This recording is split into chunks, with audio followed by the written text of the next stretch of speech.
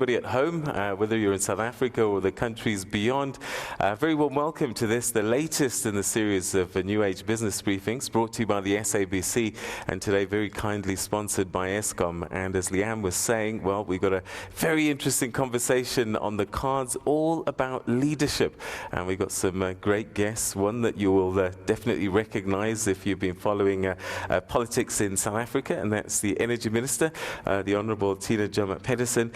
But we've also got a guest who comes all the way from the Bahamas, and we'll be chatting to Dr. Myles Munroe. But to introduce Dr. Myles Munroe, and also just to set up this conversation, I'd like to say welcome to you, Minister Joemat-Peterson and Dr. Myles Munroe. Welcome to both of you. Thank you. But perhaps, Minister, you could start us off and just tell us why this man is with us and what your views are on leadership. Ladies and gentlemen, Tina Joemat-Pettersson.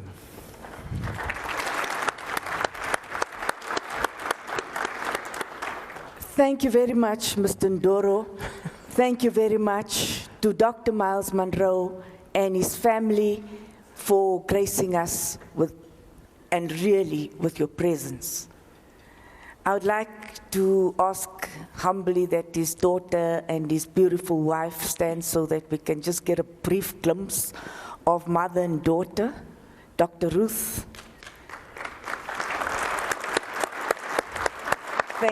Thank you very much.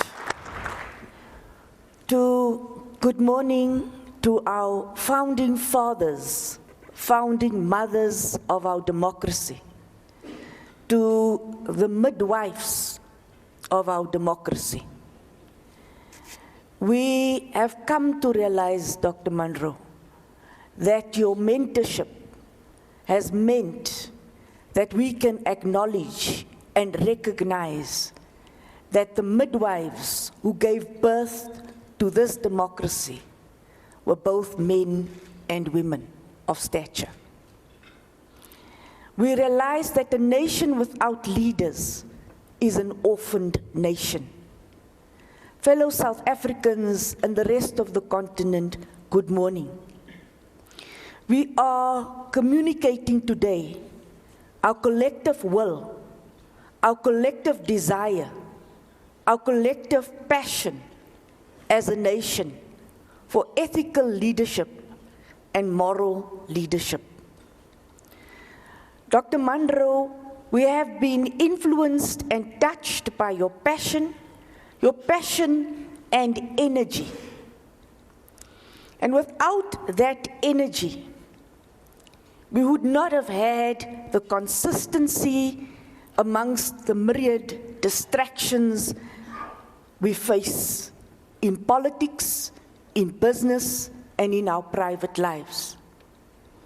We have been steadfast and focused in following you because we have recognized that in this leader there is consistency of purpose. The vision you have espoused is a vision which we as a collective nation have found not only a common place or common agenda to unite us, but we have also found inspiration from what it is you do. Now we are linked by nature, but we are proud of each other by choice. Today we are proud of this association because of choice, because of the choices we have made as a country, as a nation, and as a continent. You must understand, Dr. Munroe, that the people of South Africa, young and old, have learned about you at a young age. I am privileged to have been one of them who read your books at a young age. I am thus eternally grateful to you when you took a stand and took that stand which established the understanding that we have friends beyond our borders of apartheid. You felt our hurt. You wanted us to succeed as a nation because you sought the victory of democracy. Pope Francis, our Pope, current Pope, made a very profound statement when he said that he believed each communist was a closet Christian.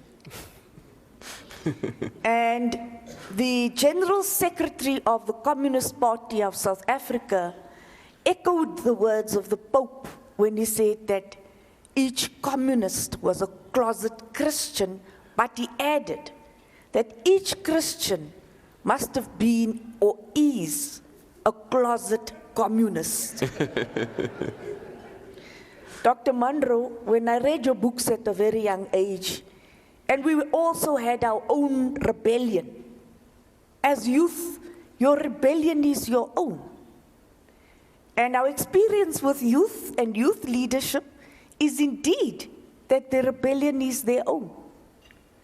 So Dr. Munroe, at that stage, I really thought that this is a Christian, but a closet communist. So Dr. Munroe, I've always seen you as a closet communist. Leading by kingdom principles and integrity, calling us according to our purpose. We have also come to terms with the fact that every and each generation has its own leaders. And those leaders that we nurture are the leaders we see as part of our success. Today, I am humbled to be in the presence of a number of leaders, founding mothers and founding fathers of our democracy. Masisulu, Sheila Sisulu, who nurtured us. I'm not going to mention you all by name. Who nurtured us so that today we can be the energy ministers of our democracy. But the governance that you espouse is in our hands as this next generation. And because we, the generation of leaders for this time in our democracy, 20 years in our democracy, as leaders in our country, Dr. Munroe, we seek advice. We are here to listen. As the Minister for Energy, I'm here to answer questions. I am ready to be held accountable. We are moving in a generous environment where our people are still patient, but also an impatient environment where the youth, the virtue of youth, is no longer patience, but impatience. We are with and in the company of leaders who broke the vicious cycle of degeneration in all its forms. If we want to succeed in energy, if we want to succeed in our radical socio-economic transformation of our society, of our economy, we need bold and very wise leadership to take us into the next phase of our struggle. The regeneration of our continent and our country and our energy sector in particular has become a huge responsibility on the shoulders of leaders. But when you take regeneration seriously, you have to acknowledge those who have come before you. Our aspirations have been articulated during this Women's Month. The aspirations of women who still do not have the comfort of basic amenities, such as electricity, has been articulated over this month. We are not going to rest when we know that a leader from the Caribbean came from the soils of Africa, wrenched from Africa, without such leaders returning to Africa and taking responsibility for mentoring leaders for the rest of their lives, we would be poor as a nation, we would be orphaned as a nation. I have said much because I'm not going to say much more.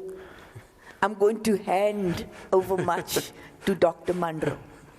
So it is my pleasure to welcome Dr. Munroe and to welcome you all, as well as to welcome our audience. Thank you. Thank you very much indeed, ladies and gentlemen. The Minister of Energy, the Honourable Tina Joemat-Pettersson, welcoming our special guest here, Dr. Myles Munroe, and we'll be talking leadership, nurturing leadership, and inspiring change. All of that coming up after this break.